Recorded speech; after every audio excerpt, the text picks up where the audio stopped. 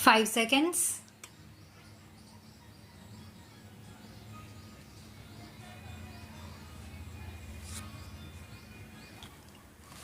Sir, Section 115 of the Code of Civil Procedure has been amended so as to take away the power of revision of the High Courts against questioning orders. This revision was causing a lot of inconvenience to the litigant against questioning orders filed in courts which are pending for years, and the suits are being stayed. This has been taken out. Of course, the power of revision of the High Courts is there where no appeal lies. I fully endorse this amended clause. About judgment, a new clause has been introduced. The judgments should be delivered within a fortnight of the closing of the hearing of the case. If that is not possible, with notice to the parties, it should be done within 30 days. This is very salutary. If the court finds that it is not possible to deliver the judgment within 30 days for reasons to be recorded in writing, it can postpone the delivery of the judgment to a subsequent date, giving notice to the parties. Therefore, the purpose of the amendment would not be served. Ordinarily, in cases where the judge has to give notice to parties of judgment at a later date, and I do not think the litigant will be benefited. I am glad that another new order has been added which gives the party, the litigant, the costs incurred by him prior to the filing of the suit. It is a good thing. Previously, the plaintiff who obtained a decree could not get the costs incurred by him prior to the filing of the suit. Now, this has been included. It is a good improvement.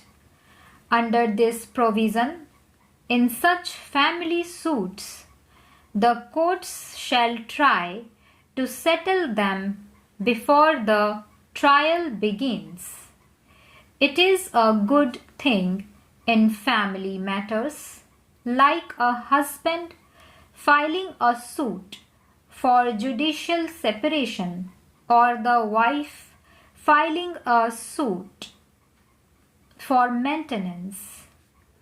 There, the courts will come to the aid of the parties, and in camera they could try to settle and see that they could come together.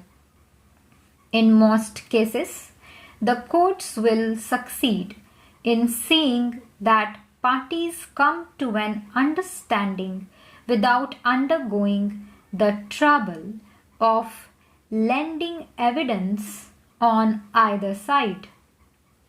Similar provision should be made where the subject matter of the suit does not exceed rupees 3,000.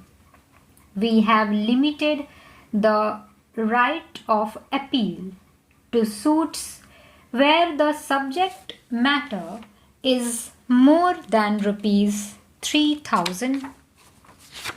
Sir, similar provision should be thought of here also, so that the court would come to the rescue of the persons and see that the matter is settled.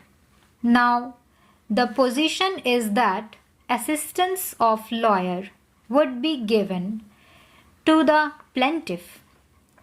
The High Court is authorized to frame rules as it deems fit, but God alone knows when the High Court will frame such rules.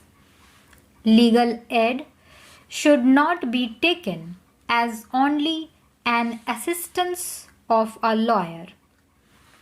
Now, you are giving assistance of only lawyer to plaintiff who is needy. But what about defendant who is also equally poor? I am not talking about poor defendants. He is equally needy and he should be entitled to legal assistance. This, of course, comes within the purview of legal aid. There is also another proposal in the amending bill that case which has been brought should be disposed of within 60 days. Under the election law, election petitions are required to be disposed of within 6 months, but they are never disposed of within 6 months. They take years, so it is only a pious wish. Much time is taken up in serving notice of the appeal on the respondents. So, though it is a good thing, I doubt whether this will be achieved. Sir, none of the objects for which the amending bill has been brought forward can be achieved by this amending bill. But the bill is helpful in one respect. It has streamlined the procedure. It has removed doubts. It has removed conflict of judicial decisions by codifying the law. On legal aid, the question is how the litigant can have inexpensive justice and also speedy justice. Court fees have become major source of revenue for each state government, and every year they raise court fees. It is impossible for the litigant to pay such high court fees.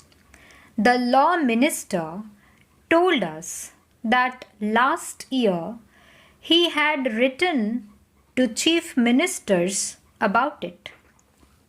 But there has been no effect so far.